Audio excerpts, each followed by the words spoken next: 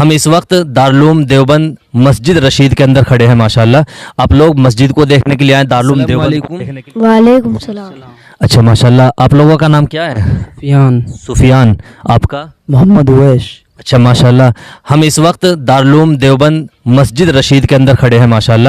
آپ لوگ مسجد کو دیکھنے کے لیے آئے, دارالعلوم دیوبند کو دیکھنے کے لیے آئے. اچھا ماشاءاللہ. کیسا لگ رہا ہے آپ کو؟ اچھا لگ رہا ہے, بہت خوبصورت مسجد ہے. بہت خوبصورت. اچھا ماشاءاللہ. اس کا نظارہ بہت خوبصورت ہے, سنگ مرمر لگا ہوا ہے, بہت زیادہ پیسہ لگا ہوا ہے ماشاءاللہ, بہت خوبصورت ہے. ہر دنیا کا کونے کونے سے آنے والا شخص اس کی خواہش یہ رہتی ہے کہ دارالعلوم جاؤں تو دارالعلوم کی مسجد رشید کو ضرور دیکھوں.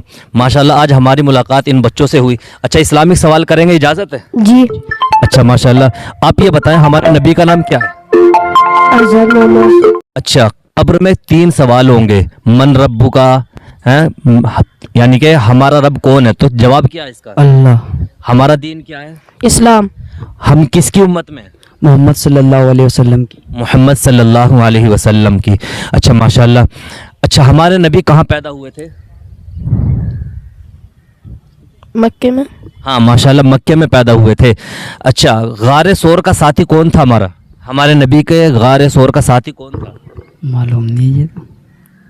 غار ثور کا ساتھی ہمارے نبی کا کون تھا؟ آپ بتائیں. حضرت ابو بکر. ہاں ماشاءاللہ بالکل صحیح جواب ہے, حضرت ابو بکر رضی اللہ عنہ. اچھا وہ کون سا کافر بادشاہ تھا جس کے زمانے میں ہفتہ 10 دن کا ہوا کرتا تھا؟ وہ فرعون تھا. فرعون. ہاں ماشاءاللہ بالکل صحیح جواب ہے, فرعون.